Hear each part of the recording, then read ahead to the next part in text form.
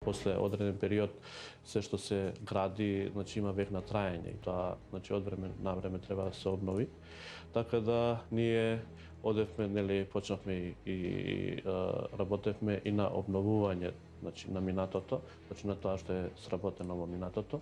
Меѓутоа паралелно, значи исто така ја градевме иднината. Кога Сеат Кочан го изјавил ова во документарниот филм за семејната компанија Трансмет, веројатно не мислел на иднина во која тој ќе се најде под истрага на специјалното јавно обвинителство за случајот Труст.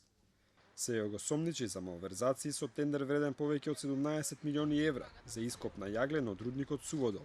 По информациите дека му е одреден притвор и дека е покрената потерница, Кочан е недостапен за органите на прогонот.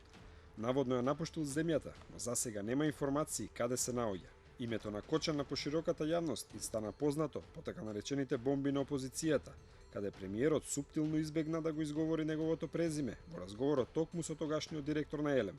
Вчера се видел со Кратовчанецот. Со Кратовчанецот од Кратов. Да, добро, јас. Се видел и со тебе? Да, беше кај мене, разговаравме, му дав. И се видел и со оној од Битола, што има кола Сеат и Бица, знаеш. Да им помогнеш некако.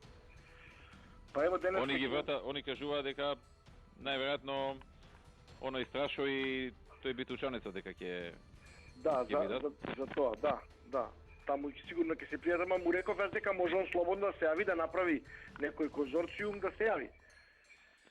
Најбоље е ти тоа да го организираш, да е предвидливо. Они се вака збунети, не знаат што да прават. Мислам дека треба со нив да се видиш и да ја организираш работата и да се сите задоволни.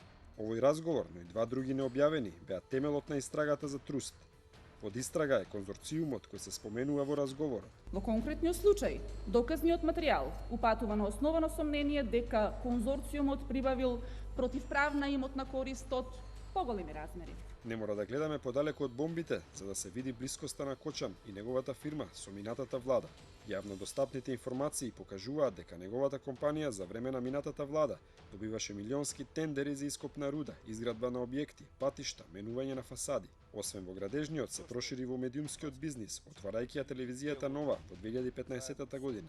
Сепак, неголемите пари ги вртеше со семејната компанија Трансмет, основана од неговиот татко во 1992 година. Денес фирмата ја раководат синовите Кочан.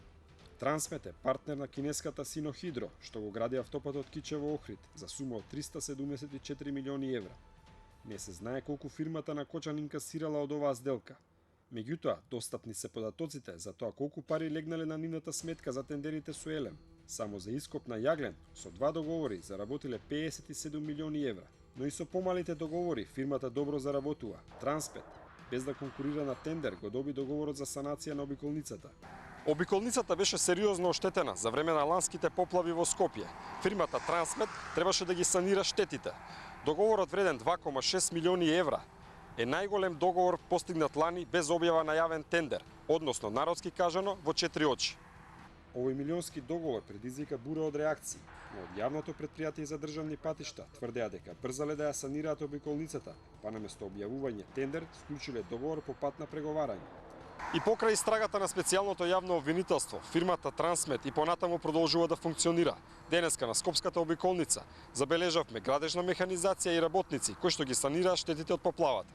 Во меѓувреме, додека Кочан е недостапен на органите на прогонот, се случуваат претумбации во семејната компанија. За 2 дена на Централниот регистар се објавени 2 крупни промени на раководни позиции во фирмите под капата на Трансмет. Како и Кочан, недостапна остана и страницата на семејната компанија, каде сакавме да ги провериме податоците за менаџерските позиции. Иронично за една градежна компанија, на интернет страницата деновиве пишува дека е во изработка.